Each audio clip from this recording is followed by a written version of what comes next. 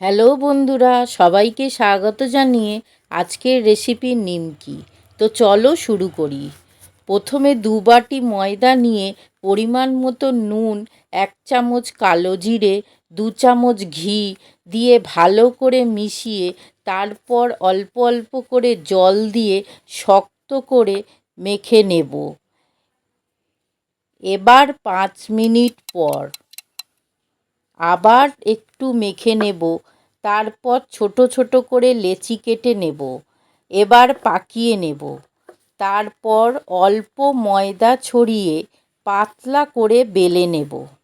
তারপর লম্বে আড়ে করে কেটে বরফির আকারে কেটে নেব। এবার গরম তেলে ছেড়ে দেব। উল্টে পাল্টে লাল লাল করে ভেজে তুলে নেব। দেখো বন্ধুরা, কত সুন্দর হয়েছে। এদিকে নোনতা, আরেক দিকে খাস্তা। বিকেলে চায়ের সাথে খুব ভালো লাগবে। কতটা খাস্তা আওয়াজ শুনে বুঝতেই পারছো। বন্ধুরা, ভালো লাগলে লাইক শেয়ার সাবস্ক্রাইব করে পাশে থেকো বন্ধুরা।